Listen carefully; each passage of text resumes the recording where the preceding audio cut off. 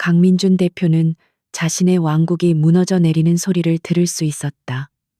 그 소리는 뼈가 부서지는 굉음도, 유리가 깨지는 날카로운 파열음도 아니었다. 그것은 거대한 빙하가 보이지 않는 심연 속으로 서서히, 그러나 거침없이 미끄러져 들어가는 낮고 깊은 울림이었다. 서울의 야경이 파노라마처럼 펼쳐지는 이노베이트 본사 40층 펜트하우스 사무실에서 그는 홀로 그 종말의 교향곡을 듣고 있었다. 그의 눈은 책상 위 트리플 모니터를 향해 있었지만 초점은 이미 오래전에 흐려져 있었다. 화면 가득한 복잡한 코드라인과 붉은색으로 가득 찬 재무제표는 이제 그에게 아무런 의미도 전달하지 못하는 추상적인 기호에 불과했다. 이노베이트, 한때 기술 업계의 총아로 불리며 실리콘밸리의 거물들과 어깨를 나란히 했던 그의 분신이자 자랑. 그 거대한 배가 지금 좌초 직전이었다. 문제의 근원은 단 하나, 프로젝트 키메라였다. 인공지능 데이터 처리의 패러다임을 바꿀 혁신적인 기술. 그것은 이노베이트의 미래이자 강민준의 모든 것이었다. 하지만 키메라는 이름 그대로 괴물이었다. 천문학적인 자금을 집어삼키면서도 상용화의 문턱에서 번번이 좌절했다. 보이지 않는 시스템의 누수, 원인을 알 수 없는 병목 현상이 데이터를 블랙홀처럼 빨아들여 버렸다. 희망은 점차 절망으로 변해갔다. 사무실 문이 소리 없이 열리고 누군가 들어왔지만 강민주는 알아차리지 못했다. 그의 모든 신경은 귓가에 맴도는 채권자들의 목소리, 그리고 피라니아처럼 회사를 물어뜯으려는 퀀텀 코프, 최태환 회장의 비웃음 소리에 집중되어 있었다. 최태환, 업계의 포식자. 그는 이노베이트의 기술을 탐냈고 강민준의 실패를 기다리며 끈질기게 주변을 맴돌았다. 그의 달콤한 인수 제안은 사실상 회사를 헐값에 넘기라는 최후 통첩이었다. 차가운 유리창에 비친 자신의 모습은 낯설었다. 며칠째 제대로 잠을 자지 못해 핏발이 선 눈, 단정했던 머리는 헝클어져 있었고 최고급 맞춤, 정장은 구겨진 갑옷처럼 보였다. 한때 자신감과 총기로 빛나던 거인의 모습은 온데간데 없었다. 그는 패배 직전의 장수였다. 성벽은 무너졌고 병사들은 흩어졌으며 적장은 성문 바로 앞에서 그의 항복을 기다리고 있었다. 모든 것이 끝이라고 생각했다. 바로 그때 아주 희미하지만 규칙적인 마찰음이 그의 의식을 파고들었다. 끽, 슥, 끽, 슥. 고개를 돌리자 사무실 한쪽 구석에서 나이든 청소부 오씨가 낡은 대걸레로 바닥을 닦고 있는 모습이 보였다. 그는 늘 그랬듯 아무 말 없이 마치 세상의 모든 소음과 단절된 자신만의 공간에 있는 것처럼 묵묵히 자신의 일을 하고 있었다. 그의 존재는 이 절망적인 공간에서 유일하게 평온한 점처럼 느껴졌다. 강민주는 다시 모니터로 시선을 돌렸다. 그러나 이상하게도 오 씨의 움직임이 잔상처럼 눈앞에 어른거렸다. 그의 손에 들린 대걸레는 일정한 속도와 압력으로 바닥을 오갔다. 너무 빠르지도 느리지도 않게, 너무 강하지도 약하지도 않게, 마치 수십 년간 연마한 장인의 손길처럼 그의 동작에는 군더더기가 없었다. 모든 움직임은 다음 움직임을 위한 필연적인 과정인 듯 보였다. 최태환 회장과의 마지막 통화가 떠올랐다. 강 대표, 아직도 자네가 그 부서진 배를 끌고 망망대해를 건널 수 있다고 믿는가? 어리석은 고집은 자신뿐만 아니라 모두를 불행하게 만드는 법이야. 내가 자비를 베풀 때 받아들이게. 그 목소리에 담긴 조롱과 확신이 강민준의 심장을 얼음 송곳처럼 찔렀다. 그는 자존심 때문에, 자신의 창조물에 대한 미련 때문에 이 모든 것을 망치고 있는 것일까? 회의실에서의 격렬했던 언쟁도 생생했다. 투자자들은 등을 돌렸고 믿었던 임원들조차 그의 계획에 의문을 제기했다.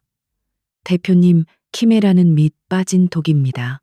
지금이라도 퀀텀 코프의 제안을 받아들이고 피해를 최소화해야 합니다. 그들의 말은 현실적이었고 합리적이었다. 하지만 강민주는 키메라의 잠재력을 포기할 수 없었다. 그것은 단순한 기술이 아니었다.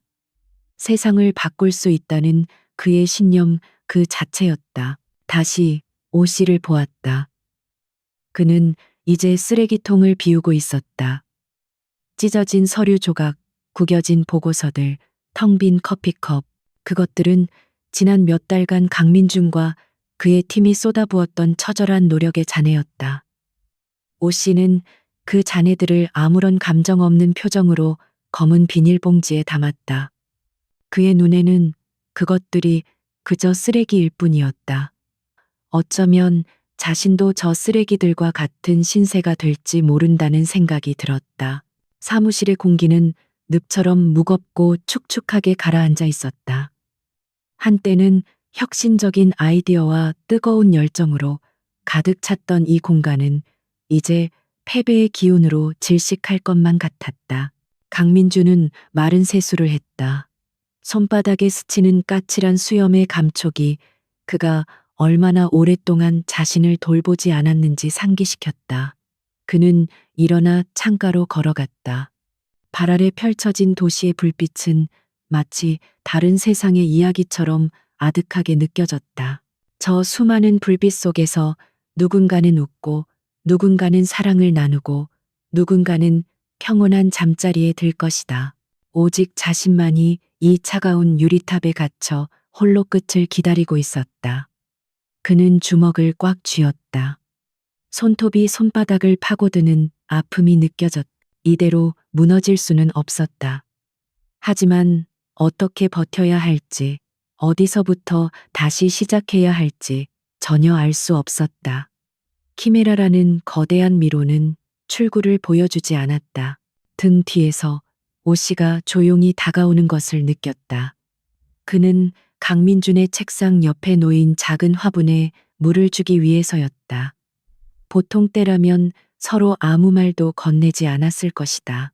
CEO와 청소부, 그들은 같은 공간에 있지만 서로 다른 세계에 속한 사람들이었다. 하지만 오늘 밤은 달랐다. 깊은 정적 속에서 오 씨의 작은 움직임 하나하나가 강민준의 신경을 자극했다. 그는 무언가 다른 것을, 이 절망을 깨뜨릴 아주 작은 실마리라도 찾고 싶었다. 오 씨는 낡은 물뿌리개로 난초잎에 묻은 먼지를 조심스럽게 닦아내며 물을 주었다. 그의 주름진 손은 식물을 다루는데 매우 익숙해 보였다. 강민주는 문득 저 노인이 이 회사에서 얼마나 오래 일했는지 궁금해졌다. 자신이 이 회사를 세우기 전부터 있었을까? 그렇다면 그는 이노베이트의 흥망성쇠를 누구보다 가까이서 지켜본 산증인이 아닐까. 하지만 그는 언제나 그림자처럼 존재할 뿐 아무 말도 하지 않았다. 강민준이 먼저 침묵을 깼다. 목소리는 잠겨 있었고 스스로 듣기에도 낯설었다. 늦게까지 고생이 많으십니다. 의례적인 인사였지만 그 안에는 그의 현재 심정이 담겨 있었다. 오 씨는 천천히 고개를 돌려 강민준을 바라보았다. 그의 눈은 세월의 흐름을 담고 있는 듯 깊고 평온했다. 그는 대답 대신 희미하게 미소를 지어 보일 뿐이었다. 그 표정 없는 표정이 오히려 강민준의 마음을 더욱 무겁게 짓눌렀다. 오 씨는 자신의 일을 마친 듯 청소 도구들을 챙겨 카트에 실었다. 그리고 문을 향해 천천히 걸어갔다. 그의 뒷모습은 작고 왜소했지만 어딘지 모르게 단단해 보였다. 강민주는 그가 곧 사라질 것이고 자신은 다시 이 거대한 절망과 홀로 남겨질 것이라는 사실을 깨달았다. 그는 자기도 모르게 다시 입을 열었다. 이번에는 거의 절규에 가까운 독백이었다. 모든 게 막혀버렸어. 그의 말을 들었는지 못 들었는지 오 씨는 문 앞에서 잠시 멈춰섰다. 그는 뒤돌아보지 않은 채 아주 낮은 목소리로 혼잣말처럼 중얼거렸다. 그 목소리는 너무나 작아서 강민주는 환청을 들었다고 생각할 뻔했다. 하지만 그 말은 분명히 그의 귓속에 날아와 밝혔다. 큰 길만 뚫으려고 하니 작은 길이 막히는 법이지요. 그 말은 마치 오래된 잠언처럼 사무실의 공기 속에 맴돌았다. 강민주는 그 말의 의미를 즉시 이해하지 못했다. 큰 길과 작은 길? 그게 지금 자신의 상황과 무슨 상관이란 말인가? 그는 오 씨에게 무언가 더 물어보려 했지만 오 씨는 이미 복도 저편으로 사라진 후였다. 사무실에는 다시 완벽한 정적이 찾아왔다. 하지만 이전의 절망적인 침묵과는 달랐다. 오 씨가 남기고 간 알 수 없는 한마디가 정적 속에 미세한 파문을 일으키고 있었다. 그는 천천히 자신의 자리로 돌아와 앉았다. 큰 길만 뚫으려고 하니 작은 길이 막히는 법이지요. 그는 그 말을 계속해서 되뇌었다. 마치 암호를 해독하려는 사람처럼. 키메라 프로젝트. 그들은 항상 핵심 데이터가 흐르는 메인 프로세스, 즉 큰 길에만 집중했다. 그곳의 효율을 극대화하고 속도를 높이기 위해 모든 자원과 인력을 쏟아부었다. 그것이 당연하다고 생각했다. 하지만 그 과정에서 무시했던 수많은 보조 데이터 스트림들, 시스템의 안정성을 위해 존재했던 자잘한 백업 경로들, 즉 작은 길들은 어땠는가? 효율성을 위해 그것들을 강제로 통합하거나 무시하지는 않았던가? 혹시 그 작은 길들이 막히면서 역류를 일으켜 거대한 큰 길의 흐름 자체를 방해하고 있는 것은 아닐까? 너무나 단순하고 어처구니 없는 생각이었지만 그 가능성은 번개처럼 그의 뇌리를 스쳤다. 그 순간 강민주는 심장이 세차게 뛰는 것을 느꼈다. 몇 달 동안 그를 괴롭혔던 안개가 서서히 걷히는 듯한 기분이었다. 그는 미친 사람처럼 키보드를 두드리기 시작했다. 그의 손가락은 거의 보이지 않을 정도로 빠르게 움직였다. 그는 키메라 시스템의 가장 깊숙한 곳, 아무도 신경 쓰지 않았던 보조 회로의 로그 파일을 열었다. 그리고 거기서 그는 발견했다. 아주 작지만 치명적인 오류 코드들이 폭포수처럼 쏟아지고 있는 것을. 그것은 마치 거대한 댐의 눈에 보이지 않는 작은 균열과도 같았다. 모두가 댐의 웅장한 외벽과 수문에만 신경 쓰는 동안 아무도 주목하지 않았던 기반의 작은 균열이 댐 전체를 붕괴시키고 있었던 것이다. 그는 자리에서 벌떡 일어났다. 온몸에 소름이 돋았다. 이것이 문제의 핵심이었다. 청소부의 그 무심한 한마디가 수백 명의 엘리트 엔지니어들이 몇 달간 찾아 헤매던 해답의 실마리를 제공한 것이다. 강민주는 창밖을 보았다. 동쪽 하늘이 희미하게 밝아오고 있었다. 절망의 밤이 지나고 새로운 새벽이 오고 있었다. 아직 모든 것이 해결된 것은 아니었다. 최태환의 위협도 채권자들의 압박도 그대로였다. 하지만 그는 더 이상 혼자가 아니었다. 그는 어둠 속에서 한 줄기 빛을 보았다. 그는 즉시 수석 엔지니어에게 전화를 걸었다. 지금 당장 전원 사무실로 복귀해 키메라의 심장을 다시 열어야겠어. 내가 길을 찾은 것 같아. 그의 목소리에는 이전에는 없었던 강한 확신과 희망이 실려 있었다. 다음 날 이사회는 강민준에게 사형 선고나 다름없었다. 차갑고 인공적인 조명 아래 거대한 마호가니 테이블을 둘러싼 인물들의 얼굴은 하나같이 굳어 있었다. 공기 중에는 불신과 초조함, 그리고 숨막히는 압박감이 떠다녔다. 퀀텀 코프의 최태환 회장이 보낸 법률 대리인은 상어처럼 날카로운 눈빛으로 서류를 검토하며 앉아 있었고, 투자자들의 대표는 노골적인 실망감을 감추지 않았다. 강민주는 지난밤의 발견을 토대로 키메라의 문제 해결 가능성에 대해 필사적으로 설명했다. 그의 목소리는 간절했고 논리는 정연했지만 굳게 닫힌 마음의 문을 열기에는 역부족이었다. 그들에게 그의 주장은 더 이상 혁신가의 비전이 아닌 파산 직전의 CEO가 내뱉는 마지막 변명처럼 들릴 뿐이었다. 그들은 데이터가 아닌 결과를 원했고 가능성이 아닌 즉각적인 이익을 요구했다. 투자자 대표가 무겁게 입을 열었다. 강 대표, 우리는 지금까지 충분히 기다렸습니다. 당신의 가능성에 투자한 돈이 얼마인지 알고 있습니까? 이제는 결정을 내려야 할 때입니다. 퀀텀 코프의 제안은 우리 모두에게 마지막 탈출구가 될 수 있습니다. 그의 말은 정중했지만 칼날처럼 차가웠다. 우리 모두라는 말 속에 강민준 자신은 포함되어 있지 않다는 것을 그는 잘 알고 있었다. 결국 투표는 일방적으로 끝났다. 퀀텀 코프와의 인수 협상을 공식적으로 진행하라는 결정이 내려졌다. 그것은 사실상 강민준의 경영권을 박탈하고 회사를 최태환의 손에 넘기라는 통보였다. 그는 무너지는 자존심을 간신히 부여잡고 회의실을 나왔다.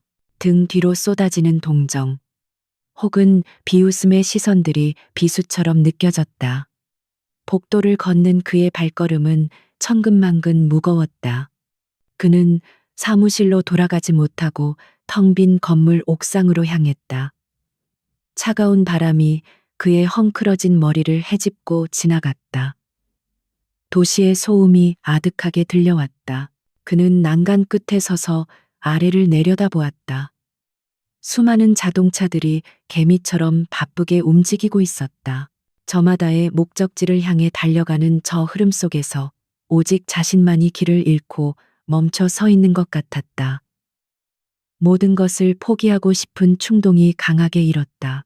해가 지고 어둠이 내릴 때까지 그는 그곳에 서 있었다.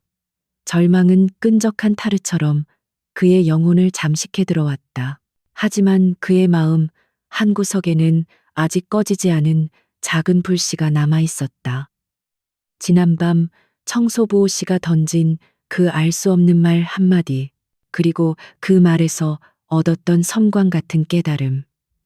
그것이 정말 마지막 희망일까? 아니면 또 다른 망상일까? 그는 혼란스러웠다. 결국 그는 다시 자신의 사무실로 돌아왔다. 패배감에 젖어 집으로 돌아갈 수도, 이대로 도망칠 수도 없었다. 이곳은 그의 전쟁터였고 그는 아직 항복하지 않았다.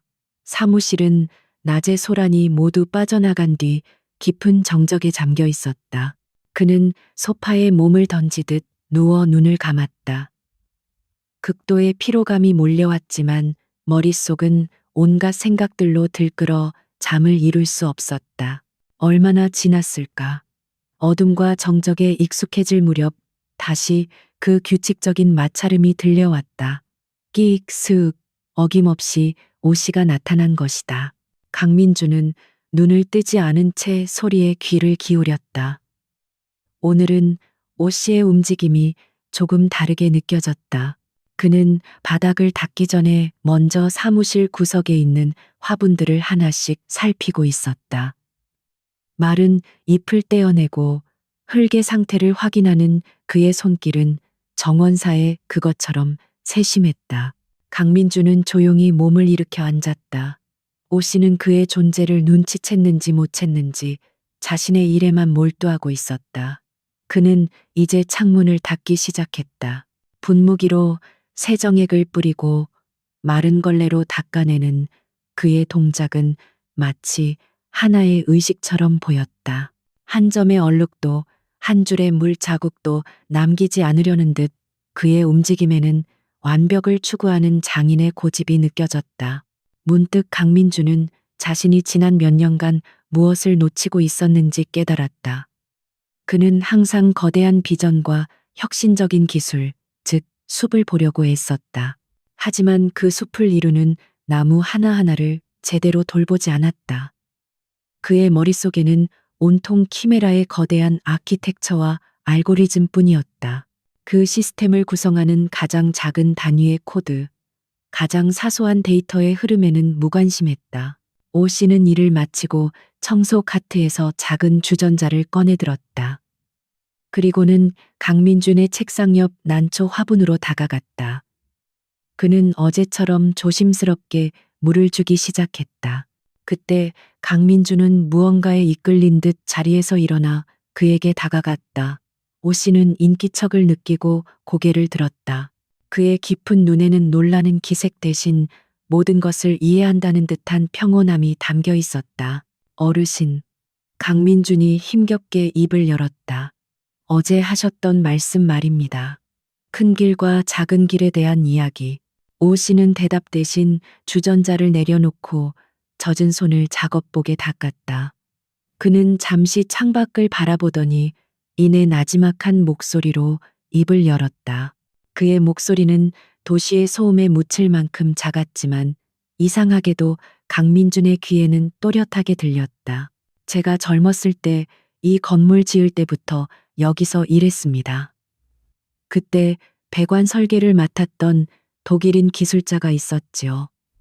그 양반이 입버릇처럼 하던 말이 있었습니다. 아무리 크고 튼튼한 주 배관을 만들어도 집집마다 연결되는 가느다란 배관들이 막히거나 새면 결국 건물 전체의 수압이 약해지고 나중에는 주 배관까지 망가뜨린다고. 오 씨는 말을 이었다. 그의 시선은 강민준의 눈을 똑바로 향해 있었다. 사람들은 눈에 보이는 큰 것만 중요하다고 생각합니다. 하지만 건물을 지탱하는 것은 사실 눈에 보이지 않는 작은 부분들입니다.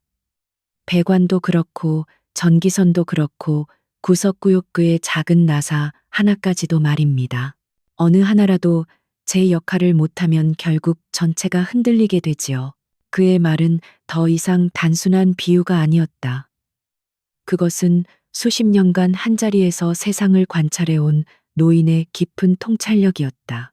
강민주는 그 순간 마치 망치로 머리를 한 대 맞은 듯한 충격을 받았다. 키메라의 병목 현상. 그것은 메인 프로세서의 문제가 아니었다. 메인 프로세서로 데이터를 전달하는 수백, 수천 개의 보조 채널들, 그 가느다란 배관들이 과부하로 막히면서 전체 시스템의 흐름을 방해하고 있었던 것이다. 모두가 초고속 데이터 고속도로를 만드는데 혈안이 되어 있는 동안 그 고속도로로 진입하는 좁은 샛길들은 방치되고 있었다. 데이터들은 샛길에서부터 정체를 일으켰고 그 정체는 결국 고속도로 전체를 마비시키는 연쇄 효과를 낳았다. 너무나도 간단한 원리였다. 하지만 누구도 그 작은 길의 중요성을 생각하지 않았다. 오직 거대하고 화려한 큰 길에만 매달려 있었기 때문이다. 감사합니다. 강민주는 자신도 모르게 깊이 고개를 숙였다. 정말 감사합니다. 어르신. 그의 목소리는 미세하게 떨리고 있었다. 오 씨는 그저 엷은 미소를 지으며 그의 어깨를 가볍게 두드려 주었다.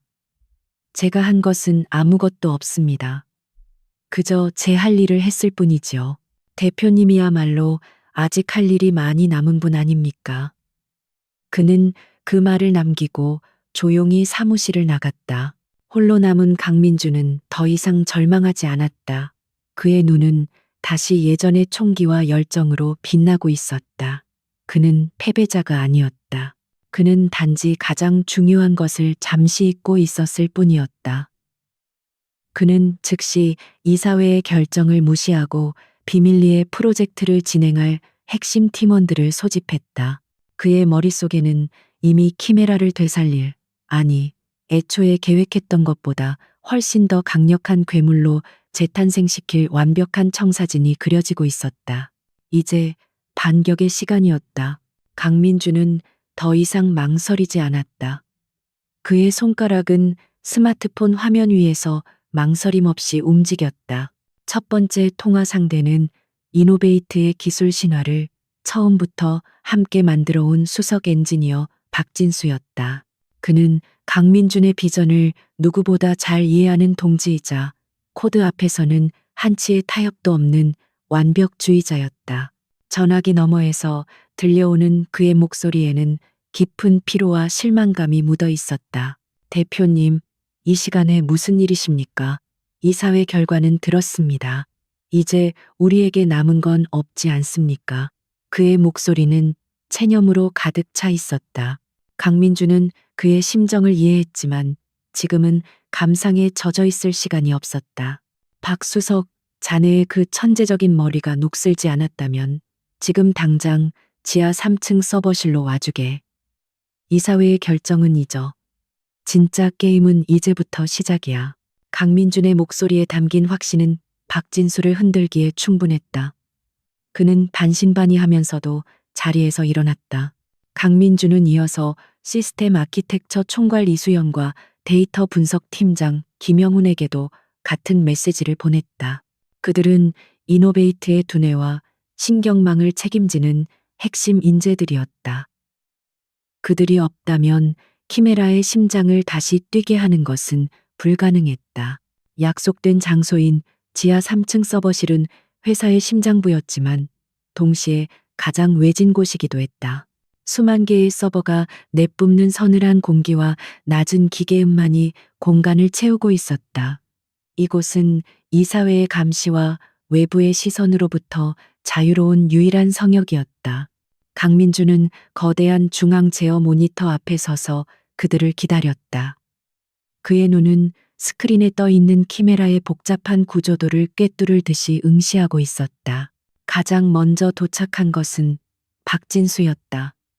그는 여전히 의심스러운 눈초리를 거두지 않은 채 물었다.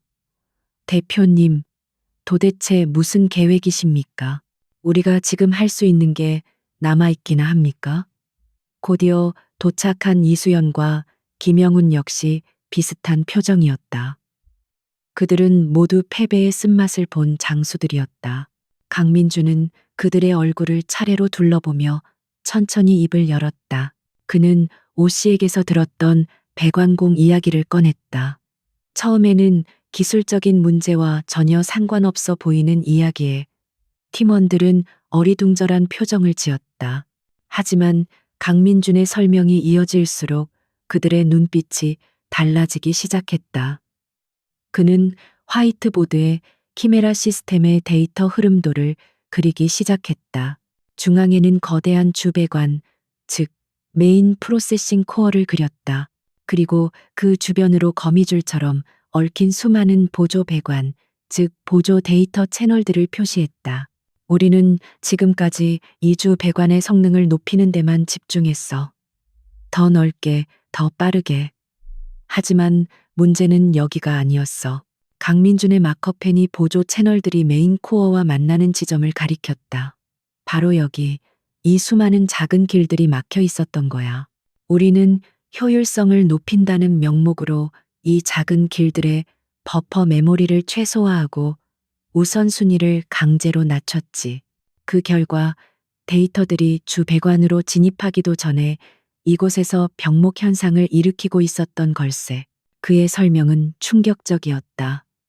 그것은 자신들이 지금까지 쌓아 올린 모든 가정과 설계를 정면으로 부정하는 것이었다. 시스템 아키텍처를 설계한 이수연이 믿을 수 없다는 듯 반박했다. 하지만 대표님, 그 보조 채널들은 전체 데이터 처리량의 5%도 차지하지 않습니다. 그 정도의 부하가 전체 시스템을 마비시킬 수 있다는 건 이론적으로, 이론이 현실을 설명하지 못한다면 그 이론이 틀린 거겠지. 강민준이 그녀의 말을 잘랐다. 김 팀장, 자네가 분석한 로그 데이터 기억하나? 원인을 알 수 없는 시스템 셧다운 직전에 항상 미세한 데이터 패킷 손실률이 급증했었지. 우리는 그걸 단순한 노이즈로 치부했어. 하지만 만약 그게 노이즈가 아니라 작은 배관들이 터지기 직전에 보내는 비명소리였다면 그 말에 김영훈의 얼굴이 하얗게 질렸다. 그는 즉시 자신의 노트북을 켜고 과거의 로그 데이터를 다시 불러왔다. 그의 손가락이 미친 듯이 키보드를 두드렸다. 서버실 안에는 팽팽한 긴장감과 함께 거대한 발견의 예감이 감돌았다. 박진수와 이수연도 각자의 단말기 앞에 앉아 강민준이 제시한 가설을 검증하기 시작했다. 그들은 마치 새로운 대륙을 발견하려는 탐험가들처럼 미지의 영역으로 뛰어들었다. 시간이 어떻게 흐르는지 아무도 의식하지 못했다. 서버의 기계음과 키보드 소리, 그리고 가끔 터져 나오는 짧은 탄성만이 정적을 깼다. 그들은 키메라 시스템의 가장 깊숙한 곳, 그동안 누구도 거들떠보지 않았던 영역을 파헤쳤다.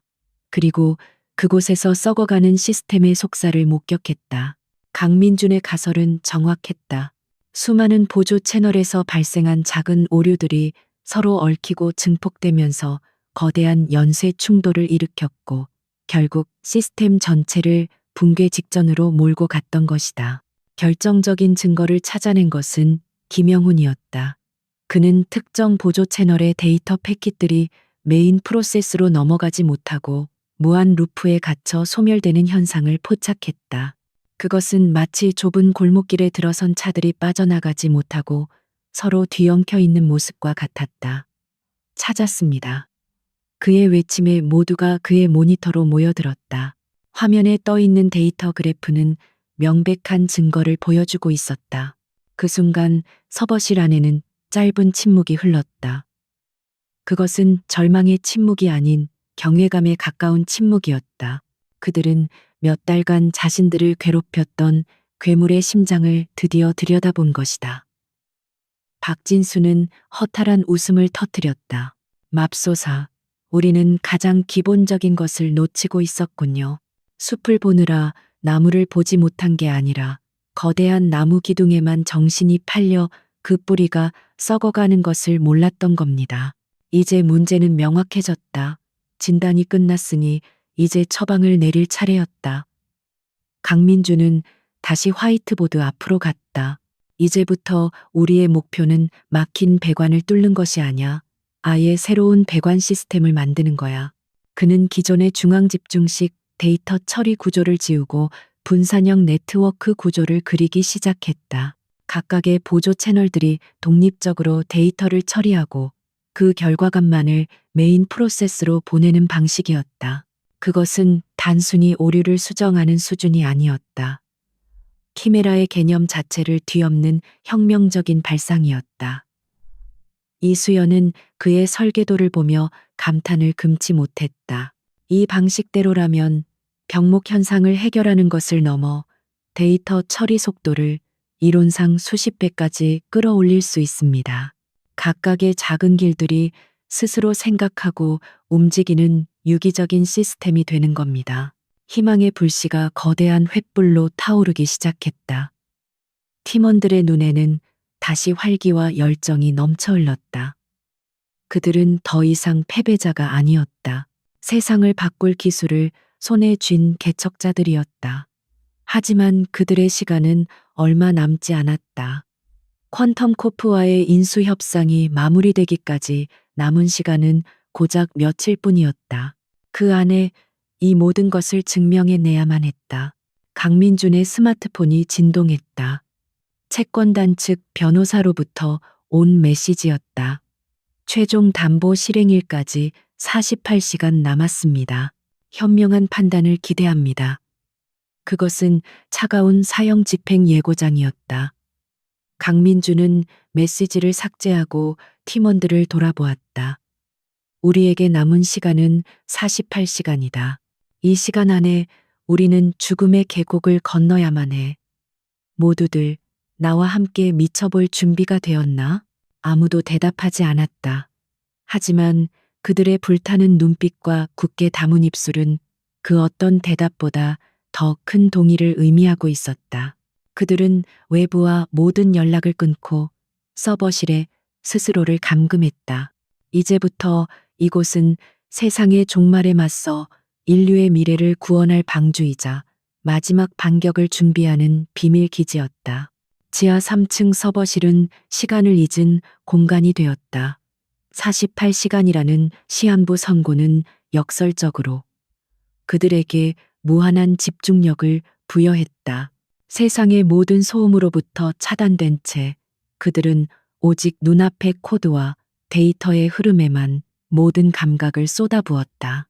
컵라면의 희미한 냄새와 냉각팬이 뿜어내는 서늘한 바람, 그리고 간헐적으로 터져나오는 천재들의 짧은 대화가 그곳이 현실 세계임을 증명할 뿐이었다. 강민주는 지휘자였다.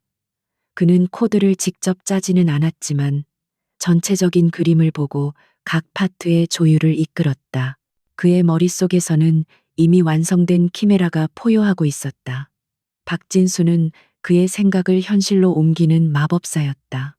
그의 손가락은 키보드 위에서 춤을 추었고 수백만 줄의 코드가 그의 손끝에서 새로운 생명을 얻어 재조립되었다. 그는 기존 시스템을 부수는 것을 두려워하지 않았다. 이수연은 새로운 도시를 설계하는 건축가처럼 시스템의 뼈대를 다시 세웠다. 그녀는 중앙 서버에 집중되었던 부하를 수천 개의 노드로 분산시키는 마이크로 그리드 아키텍처를 구현했다.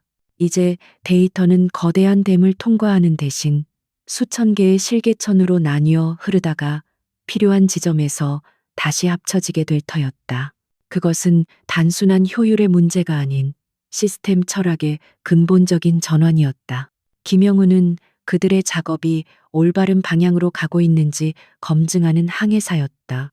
그는 수십억 개의 가상 데이터를 생성하여 시뮬레이션 환경에서 새로운 시스템을 끊임없이 테스트했다.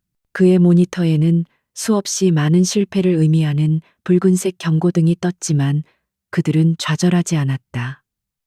각각의 실패는 성공으로 가는 또 하나의 이정표일 뿐이었다. 그들은 잠자는 시간조차 아까워 교대로 쪽잠을 자며 끈질기게 매달렸다. 마침내 운명의 시간이 다가왔다. 약속된 48시간이 불과 몇 시간밖에 남지 않은 새벽이었다. 그들은 마지막 통합 테스트를 앞두고 있었다. 모두의 얼굴에는 극도의 피로와 함께 비장한 긴장감이 서려 있었다. 만약 이번에도 실패한다면 모든 것은 끝이었다. 강민주는 팀원들을 한번 둘러보고는 박진수에게 고개를 끄덕였다. 박진수는 깊은 심호흡을 한 뒤 실행 명령을 입력했다. 서버실의 모든 기계음이 순간적으로 높아지는 듯했다. 거대한 괴물이 깊은 잠에서 깨어나 첫 숨을 내쉬는 것 같았다. 중앙 모니터에 데이터가 흘러들어가기 시작했다. 처음에는 느리고 불안정해 보였다. 모두가 숨을 죽이고 화면을 지켜보았다. 그 짧은 순간은 영원처럼 길게 느껴졌다. 바로 그때 기적이 일어났다. 데이터 처리 속도를 나타내는 그래프가 수직으로 치솟기 시작했다. 그것은 완만한 상승 곡선이 아니었다. 마치 로켓이 중력을 거슬러 하늘로 쏘아 올려지는 듯한 폭발적인 급등이었다. 이전 키메라 시스템이 감당하지 못하고 붕괴했던 데이터 처리량의 임계점을 가뿐히 돌파하고도 그래프는 멈출 줄 몰랐다. 2배, 5배, 10배, 수치는 비현실적일 정도로 계속해서 올라갔다. 이럴 수가. 김영훈이 자신도 모르게 탄성을 내뱉었다. 이수연은 입을 가린 채 모니터에서 눈을 떼지 못했다. 박진수의 얼굴에는 허탈한 웃음과 함께 뜨거운 눈물이 흘러내렸다. 그들은 해낸 것이다. 단순히 시스템을 고친 것이 아니었다. 그들은 자신들이 상상했던 것 이상의 현존하는 그 어떤 기술보다도 월등한 성능을 가진 완벽한 괴물을 창조해낸 것이었다. 새로운 키메라는 단순히 빠른 것이 아니었다. 그것은 똑똑했다. 스스로 데이터의 병목 현상을 예측하고 트래픽을 우회시키는 자가 치유 능력을 갖추고 있었다. 수천 개의 실개천이 유기적으로 연결되어 거대한 강을 이루는 자연의 섭리처럼 시스템은 살아있는 생명체처럼 스스로 최적의 경로를 찾아냈다. 그들은 기술의 새로운 지평을 열었다. 짧은 환호와 감격의 순간이 지나갔다. 하지만 강민주는 축배를 들지 않았다. 그의 머리는 이미 다음 단계를 그리고 있었다. 그는 창백하지만 형형한 눈빛으로 팀원들을 돌아보았다. 우리는 괴물을 깨웠네. 하지만 이 괴물을 우리 안에만 가둬둘 수는 없어. 이제 이 힘을 어떻게 사용할지 결정해야 할 때야. 그의 말에 모두의 시선이 그에게로 향했다. 박진수가 입을 열었다. 당장 이 결과를 들고 이사회로 가야 합니다. 그들에게 우리가 틀리지 않았다는 것을 증명해야 합니다. 하지만 강민주는 고개를 저었다. 아니, 그들은 이미 우리를 믿지 않아. 그들에게 이것은 그저 또 다른 기술 보고서일 뿐일 걸세. 최태환 회장은 분명 이 기술의 가치를 깎아내리고 헐값에 모든 것을 삼키려 들겠지. 그의 말은 냉정했지만 현실이었다. 단순히 기술을 공개하는 것만으로는 전세를 뒤집을 수 없었다. 그들에게는 더 강력한 한방이 필요했다. 강민준의 눈빛이 칼날처럼 날카로워졌다. 최태환이 우리에게 덫을 놓았듯이 우리도 그를 위한 무대를 준비해야 하네. 그가 가장 방심하고 자신의 승리를 확신하는 바로 그 순간의 말이야. 그는 자신의 계획을 설명하기 시작했다. 그것은 단순히 회사를 지키는 방어 전략이 아니었다. 적의 심장부를 직접 타격하여 재기불능으로 만드는 대담한 공격 계획이었다. 그의 계획의 핵심은 바로 새롭게 태어난 키메라 그 자체였다. 키메라는 이제 데이터 처리 시스템을 넘어 세상의 모든 정보를 분석하고 예측할 수 있는 강력한 분석 도구가 되어 있었다. 최태환은 이노베이트를 무너뜨리기 위해 온갖 불법적인 수단을 동원했을 걸세. 주가 조작, 부정적인 여론 형성, 내부 정보 유출. 그는 자신의 흔적을 완벽하게 지웠다고 생각하겠지. 하지만 이 세상에 완벽한 범죄는 없어. 데이터는 거짓말을 하지 않거든. 강민주는 김영훈을 바라보았다. 김 팀장, 지금부터 키메라를 이용해 지난 6개월간의 모든 주식시장 데이터와 언론 기사, 소셜미디어 데이터를 분석해 주게. 퀀텀코프와 관련된 모든 이상 징후를 찾아내 보이지 않는 손의 움직임을 가시화하는 걸세. 김영훈의 눈이 커졌다. 그것은 상상도 못했던 작업이었다. 하지만 그에게는 이제 키메라라는 최강의 무기가 있었다. 그는 비장한 표정으로 고개를 끄덕였다. 강민주는 이어서 이수연과 박진수에게도 임무를 주었다. 두 사람은 키메라의 성능을 시각적으로 가장 극적으로 보여줄 수 있는 데모 버전을 준비해주게. 기술을 모르는 사람이라도 한눈에 그 위대함을 이해할 수 있도록. 우리의 프레젠테이션은 기술 설명회가 아니라 한 편의 압도적인 쇼가 되어야 하네. 모두가 그의 계획에 동의했다. 그들의 마음속에는 더 이상 패배의 그림자가 없었다.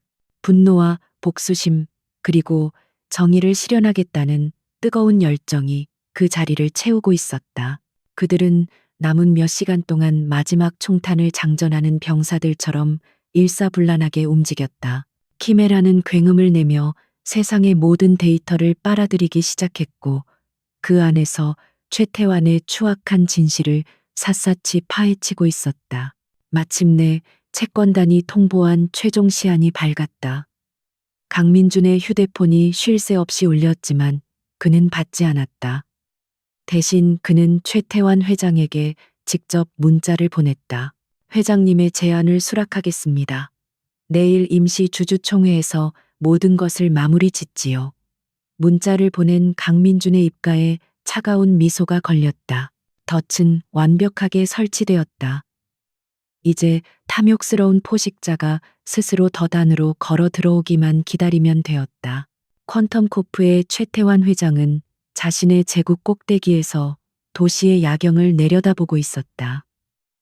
그의 사무실은 강민준의 공간과는 정반대의 분위기를 자아냈다.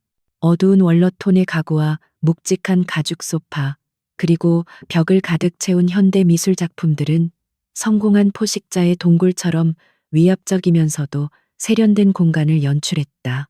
그의 손에 들린 크리스털 잔 안에서는 30년산 싱글 몰트 위스키가 황금빛으로 흔들리고 있었다. 그의 입가에는 만족스러운 미소가 걸려 있었다. 방금 전 그의 스마트폰 화면에 뜬 짧은 문자 메시지는 이 길고 지루했던 사냥의 끝을 알리는 전주곡이었다. 회장님의 제안을 수락하겠습니다. 내일 임시 주주총회에서 모든 것을 마무리 짓지요. 강민준, 그 오만하고 이상주의에 가득 찼던 젊은 천재가 마침내 백기를 든 것이다. 최태환은 그 문장을 몇 번이고 다시 읽으며 승리의 달콤함을 음미했다. 그에게 강민주는 눈엣 가시 같은 존재였다. 혜성처럼 나타나 낡은 기술업계의 판도를 뒤흔들고 룰을 무시하는 그의 방식은 최태환이 평생에 걸쳐 쌓아 올린 질서를 모욕하는 것과 같았다. 최태환에게 사업은 힘과 자본, 그리고 교묘한 전략이 지배하는 전쟁터였다. 하지만 강민주는 순수한 기술과 비전만으로 세상을 바꿀 수 있다고 믿는 순진한 이상주의자처럼 보였다. 그리고 최태환은 그런 종류의 인간을 가장 혐오했다. 그는 윤 이사를 호출했다. 그림자처럼 충직한 그의 오른팔인 윤 이사는 곧바로 그의 앞에 나타나 허리를 숙였다. 회장님, 부르셨습니까? 최태환은 잔을 흔들며 물었다. 이노베이트 쪽 동향은 어떤가? 강민준이 마지막 발악이라도 하고 있지는 않고? 윤 이사는 준비된 보고서를 내밀며 대답했다. 전혀 그런 움직임은 없습니다. 저희가 심어놓은 내부 정보원에 따르면 대부분의 핵심 인력들은 이미 사직서를 준비하고 있으며 회사 분위기는 거의 초상집과 같다고 합니다. 그래야지 그게 순리야. 최태환은 만족스럽게 고개를 끄덕였다. 그의 승리는 하루아침에 이루어진 것이 아니었다. 그는 지난 몇 달간 거대한 그물을 짰다. 증권가의 익명의 소스를 통해 프로젝트 키메라의 치명적인 결함에 대한 루머를 퍼뜨렸다. 언론사 고위급 간부들과의 식사 자리를 통해 이노베이트의 재정 위기를 부풀리는 기사를 내보내게 했다. 그리고 결정적으로 채권단에 압력을 넣어 강민준의 숨통을 조였다. 그의 전략은 완벽했다. 그는 강민준이 기댈 수 있는 모든 기둥을 하나씩 무너뜨렸다. 투자자들은 등을 돌렸고 유능한 직원들은 회사를 떠나기 시작했으며 시장의 신뢰는 바닥으로 떨어졌다. 이 모든 과정에서 최태환 자신은 전면에 나서지 않았다. 그는 무대 뒤에서 모든 것을 조종하는 인형술사였다. 이제 그가 할 일은 무대 위로 올라가 쓰러진 주인공에게 마지막 자비를 베푸는 척하며 그의 모든 것을 빼앗는 것뿐이었다. 윤 이사가 조심스럽게 입을 열었다. 한 가지 특이사항이 있긴 합니다. 어젯밤부터 이노베이트의 지하 서버실 쪽 전력 사용량이 이례적으로 급증했다는 보고가 있었습니다. 마치 대규모 연산 작업이라도 하는 것처럼 말입니다. 최태환은 잠시 미간을 찌푸렸다가 이내 코웃음을 쳤다. 뻔하지. 마지막 남은 데이터를 백업이라도 하려는 거겠지. 아니면 혹시 모르지.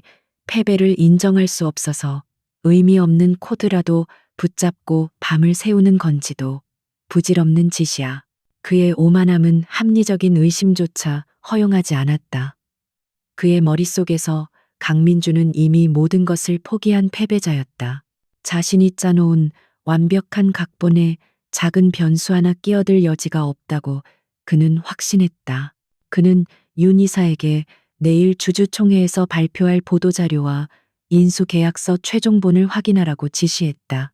모든 문서는 이노베이트의 기술과 자산을 헐값에 넘겨받는 퀀텀코프에게 일방적으로 유리한 조항들로 가득 차 있었다. 최태환은 내일의 장면을 상상했다. 수많은 카메라 플래시 앞에서 강민준이 잿빛 얼굴로 자신에게 경영권을 넘기는 서류에 서명하는 모습. 그는 패배한 젊은 천재의 어깨를 두드리며 위로의 말을 건넬 것이다. 강 대표, 자네의 비전은 훌륭했지만 현실의 벽은 높았네. 하지만 걱정 말게. 자네가 시작한 위대한 유산은 우리 퀀텀 코프가 책임지고 완성시키겠네. 그 얼마나 관대하고 자비로운 승자의 모습인가. 생각만 해도 짜릿한 쾌감이 온몸을 감쌌다.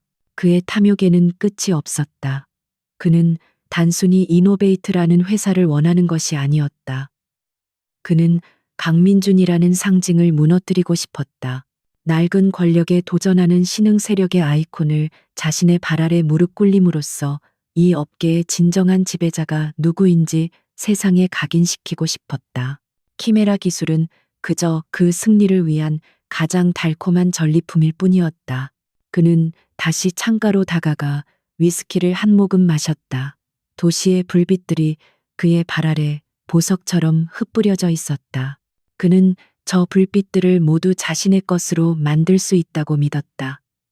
힘과 돈, 그리고 비정한 책량만 있다면 세상에 얻지 못할 것은 없다고 생각했다.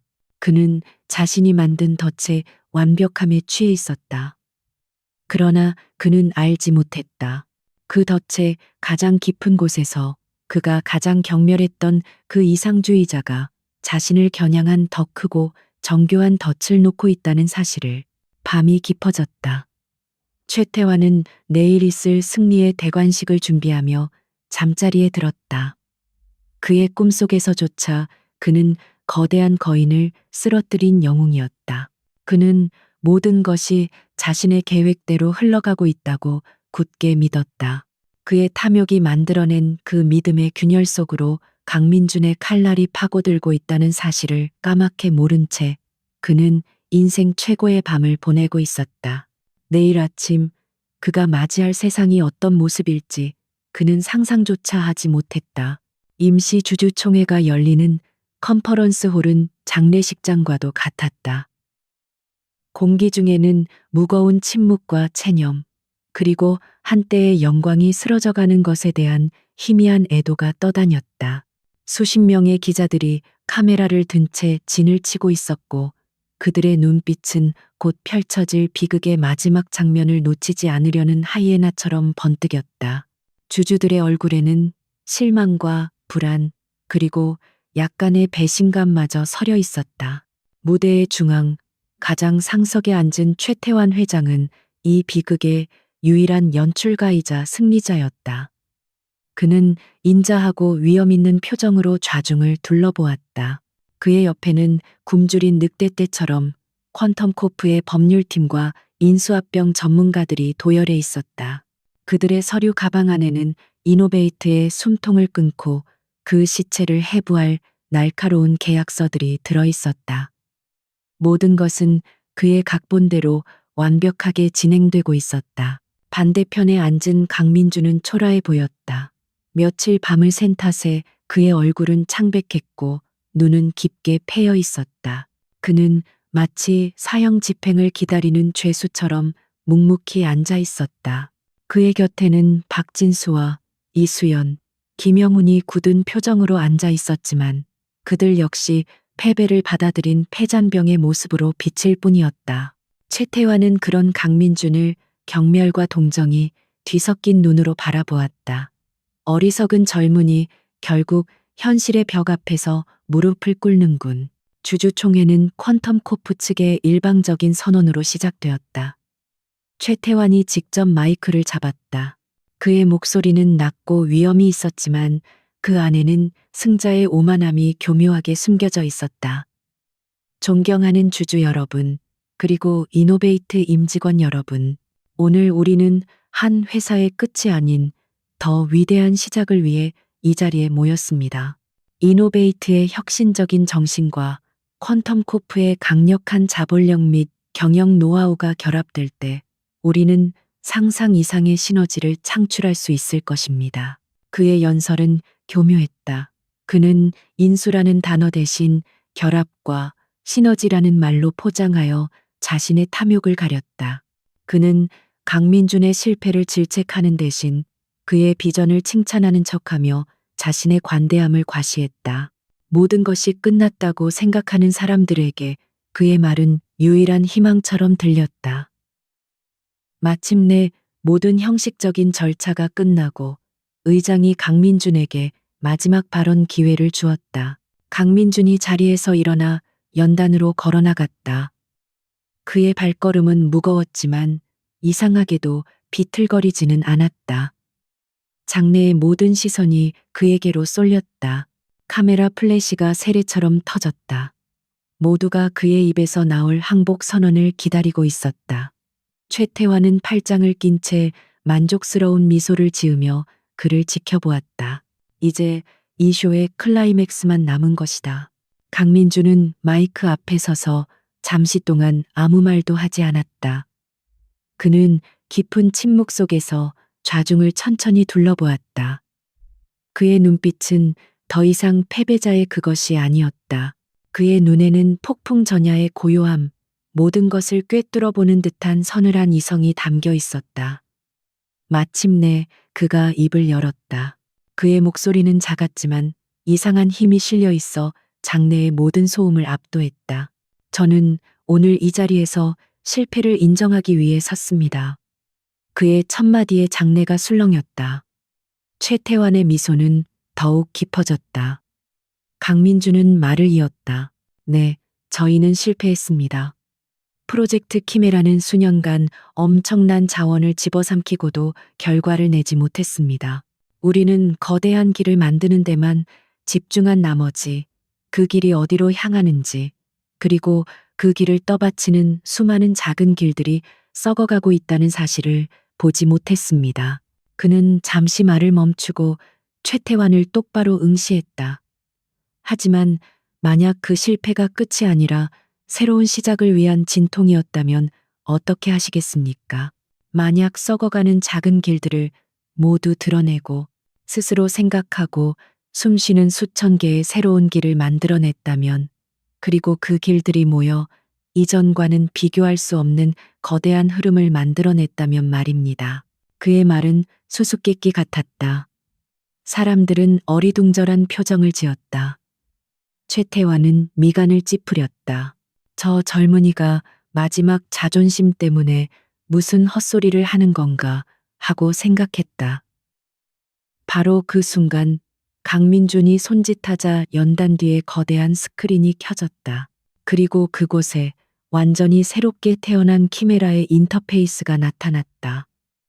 지금부터 저희가 지난 48시간 동안 무엇을 만들어냈는지 보여드리겠습니다. 박진수와 이수연이 준비한 데모 영상이 시작되었다. 그것은 단순한 기술 시연이 아니었다. 한편의 압도적인 SF 영화였다. 스크린 속에서 데이터는 빛의 강물이 되어 흘렀다. 이전 시스템이라면 순식간에 마비되었을 어마어마한 양의 정보가 키메라 안으로 쏟아져 들어갔지만 시스템은 눈 하나 깜짝하지 않았다. 오히려 데이터가 많아질수록 더욱 빠르고 효율적으로 그것을 처리하고 분석해냈다. 영상은 키메라가 도시 전체의 교통 흐름, 금융시장의 주가 변동, 심지어 기상 변화까지 실시간으로 예측하는 경이로운 장면을 보여주었다. 장내에서는 탄성이 터져나왔다. 주주들의 눈은 휘둥그레졌고 기자들은 넋을 잃고 스크린을 바라보았다. 이것은 실패한 프로젝트의 잔해가 아니었다. 인류의 미래를 바꿀 혁명 그 자체였다. 최태환의 얼굴에서 미소가 사라졌다. 그의 얼굴은 당혹감과 불신, 그리고 희미한 불안감으로 굳어졌다. 저건 불가능해. 쇼일 뿐이야. 조작된 영상이야. 하지만 강민준의 공격은 거기서 끝나지 않았다. 그는 더 강력한 한 방을 준비하고 있었다. 키메라는 단순히 데이터를 처리하는 기계가 아닙니다. 그것은 진실을 보는 눈입니다. 그의 말과 함께 스크린의 화면이 바뀌었다. 화면에는 지난 6개월간의 주식시장 데이터와 퀀텀코프의 자금 흐름을 분석한 복잡한 그래프가 나타났다. 키메라는 수십억 개의 데이터 속에서 보이지 않는 손의 움직임을 찾아냈습니다. 그래프 위에 붉은 선들이 나타나기 시작했다. 그 선들은 수백 개의 차명 계좌가 어떻게 이노베이트의 주식을 교란했는지, 특정 언론사에서 부정적인 기사가 나온 직후 어떻게 공매도 물량이 폭증했는지를 명백하게 보여주었다. 모든 붉은 선의 종착점은 단 한 곳을 가리키고 있었다. 바로 퀀텀코프의 비밀 자금을 관리하는 유령 회사였다. 그것은 빼도 박도 못할 증거였다. 장내는 벌집을 쑤신 듯 소란스러워졌다. 기자들의 카메라 플래시가 미친 듯이 터져나왔다. 최태환의 얼굴은 하얗게 질렸다. 거짓말. 저건 모두 조작이야. 음해라고. 그의 고함은 소음에 묻혀버렸다. 그의 완벽했던 제국에 거대한 균열이 생기기 시작했다. 바로 그때 아무도 예상치 못한 일이 벌어졌다. 주주석 뒤편에 조용히 앉아있던 한백인 남성이 자리에서 일어났다. 그는 세계 최대 규모의 기술 투자 펀드인 아폴로 캐피털의 아시아 총괄 대표 데이비드 첸이었다. 그는 원래 이노베이트의 장례식에 조의를 표하러 온 참이었다. 하지만 그는 지금 자신의 눈앞에서 불사조의 탄생을 목격하고 있었다. 그는 쩌렁쩌렁한 목소리로 외쳤다. 강민준 대표, 아폴로 캐피털에서 당신의 기술과 그 기술로 증명해낸 당신의 정직함에 투자하겠습니다. 지분 10%의 현금 1억 달러, 지금 당장. 그의 선언은 모든 소음을 잠재우는 천둥소리와도 같았다. 1억 달러, 파산 직전에 회사에게 제시된 그 액수는 모두의 귀를 의심하게 만들었다. 최태환은 마치 유령이라도 본 듯한 표정으로 데이비드 첸과 강민준을 번갈아 쳐다보았다. 그의 세계가 무너져 내리고 있었다. 한쪽 스크린 구석에 떠있던 실시간 주가 정보창에서 퀀텀코프의 주가가 수직으로 추락하기 시작했다. 모든 것이 단 몇 분 만에 완벽하게 뒤집혔다.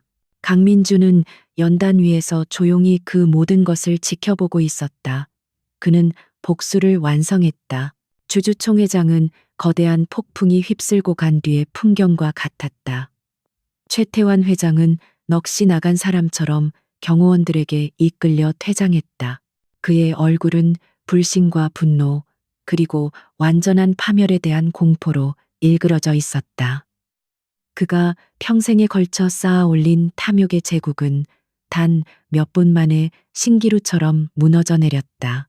기자들은 그를 향해 벌떼처럼 달려들었지만 그는 아무런 대답도 하지 못했다. 반면 강민준의 주위는 새로운 희망과 경외감으로 가득 찼다. 기자들은 이제 그를 향해 질문을 쏟아냈고 주주들은 그의 손을 잡으며 감사를 표했다. 아폴로 캐피털의 데이비드 첸은 인파를 뚫고 그에게 다가와 악수를 청했다. 강 대표, 오늘 당신은 기술뿐만 아니라 진정한 리더십이 무엇인지 보여주었습니다. 당신과의 파트너십이 기대되는군요. 그의 눈에는 사업가 특유의 냉철함과 함께 진심 어린 존경심이 담겨 있었다. 그날 이후 모든 것이 변했다. 이노베이트는 더 이상 파산 직전의 부실 기업이 아니었다. 1억 달러의 투자 유치 소식과 키메라 기술의 혁신성이 알려지자 회사는 하루아침에 전 세계 기술 업계의 가장 뜨거운 아이콘으로 떠올랐다. 회사를 떠났던 직원들이 돌아왔고 실리콘밸리의 최고 인재들로부터 입사 문의가 쇄도했다. 회사의 복도는 다시 활기로 넘쳤고 직원들의 얼굴에는 자신감과 희망이 가득했다. 몇 주가 지난 어느 날 밤 강민주는 다시 자신의 사무실에 홀로 앉아 있었다. 하지만 이제 그의 마음은 더 이상 절망의 심연을 헤매지 않았다. 그는 창밖으로 펼쳐진 도시의 야경을 바라보았다. 예전에는 아득하게만 느껴졌던 저 불빛들이 이제는 그가 지켜야 할 약속이자 그가 이끌어야 할 미래처럼 느껴졌다. 그의 책상 위에는 이노베이트의 주가와 퀀텀코프의 주가가 극명한 대조를 이루는 그래프가 떠 있었다. 최태환 회장은 주가 조작 및 불공정 거래 혐의로 검찰의 조사를 받고 구속되었다. 그가 평생을 바쳐 이룩한 퀀텀코프는 창업주 리스크와 기술 경쟁력 상실로 인해 끝없는 추락을 거듭하고 있었다. 강민주는 그의 몰락을 보며 통쾌함보다는 인생의 더섭음을 느꼈다. 오만함과 탐욕이 어떻게 한 인간을, 그리고 그가 이룬 모든 것을 파멸로 이끄는지 그는 똑똑히 목격했다. 그는 자리에서 일어나 사무실을 나섰다. 그의 발걸음은 어딘가로 향하고 있었다. 그는 엘리베이터를 타는 대신 비상계단을 통해 한층 한층 아래로 내려갔다. 화려한 임원실과 북적이는 사무 공간을 지나 마침내 건물의 가장 조용하고 눈에 띄지 않는 곳에 다다랐다. 그리고 그곳에서 그는 예전과 조금도 다름없는 모습으로 묵묵히 자신의 일을 하고 있는 오 씨를 발견했다. 오 씨는 복도 바닥의 흠집을 약품으로 조심스럽게 닦아내고 있었다. 그의 집중력은 마치 수술을 집도하는 외과 의사와도 같았다. 강민주는 그가 일을 마칠 때까지 아무 말 없이 조용히 기다렸다. 마침내 오 씨가 허리를 펴고 고개를 들었을 때 그는 자신의 뒤에 서 있는 강민준을 보고도 놀라지 않았다. 그는 그저 희미한 미소를 지으며 고개를 끄덕여 보일 뿐이었다. 강민준이 먼저 다가와 깊이 허리를 숙였다. 늦은 시간에 죄송합니다. 어르신. 오 씨는 손을 저으며 말했다. 아닙니다, 대표님. 이제는 이 나라에서 가장 바쁜 분이 되셨는데 이런 누추한 곳까지 어쩐 일이십니까? 그의 목소리는 여전히 평온하고 담담했다. 강민주는 잠시 말을 고르다가 진심을 담아 입을 열었다. 어르신께 감사의 인사를 드리고 싶어서 찾아왔습니다. 어르신께서 제게 단순히 문제의 실마리를 주신 것이 아닙니다. 돈으로 환산할 수 없는 그보다 훨씬 더 귀한 것을 가르쳐 주셨습니다. 그는 자신의 이야기를 시작했다. 자신이 얼마나 거대한 것에만 집착했는지, 얼마나 눈에 보이는 화려함에만 취해 있었는지, 그리고 어르신의 그 무심한 한마디가 어떻게 자신의 다쳤던 눈을 뜨게 해주었는지에 대해 그의 고백을 듣는 동안 오 씨는 아무 말도 하지 않았다. 그는 그저 조용히 강민준의 눈을 바라볼 뿐이었다. 강민준이 말을 마쳤을 때 오 씨는 벽에 기대어 있던 낡은 대걸레를 바로 세우며 나지막이 말했다. 저는 그저 제 일을 했을 뿐입니다. 이 건물의 어느 곳 하나 중요하지 않은 곳이 없지요. 눈에 보이는 넓은 로비도, 눈에 보이지 않는 구석의 배관도 모두 제 역할을 해야 건물이 바로 서는 법이니까요. 그는 잠시 말을 멈추고 창밖의 어둠을 바라보았다. 높이 자란 나무는 그만큼 뿌리가 깊은 법입니다. 대표님, 사람들은 하늘을 향해 뻗은 가지만 보고 감탄하지만 그 나무를 진정으로 지탱하는 것은 땅속 깊이 보이지 않는 곳에서 뻗어나간 뿌리입니다.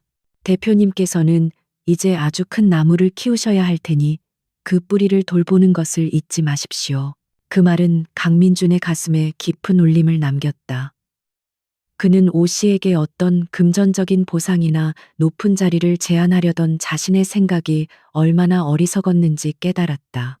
이 노인의 지혜는 그런 세속적인 가치로 측정할 수 있는 것이 아니었다. 그는 다시 한번 깊이 고개를 숙였다. 그 가르침 평생 잊지 않겠습니다. 다시 사무실로 돌아온 강민주는 책상 옆에 놓인 작은 난초 화분을 바라보았다. 오 씨가 매일 밤 정성스럽게 돌보던 바로 그 난초였다. 며칠 전 그 난초에서 작은 꽃망울이 맺혔다. 절망의 잿더미 속에서도 묵묵히 생명을 키워낸 그 작은 존재가 마치 이노베이트의 과거와 미래를 상징하는 것처럼 보였다. 그는 이제 알 수 있었다. 파산 직전에 CEO가 1억 달러를 벌게 된 것은 결코 기적이 아니었다. 그것은 가장 낮은 곳에 있는 지혜에 귀를 기울이고 가장 기본적인 것의 가치를 깨달았을 때 비로소 얻게 되는 필연적인 결과였다. 진정한 가치는 1억 달러라는 숫자에 있는 것이 아니었다. 그것은 보이지 않는 것을 볼 수 있는 눈, 작은 것의 위대함을 아는 지혜였다. 새로운 새벽이 밝아오고 있었다. 강민주는 그 새벽의 빛을 받으며 진정한 거인으로 다시 태어나고 있었다.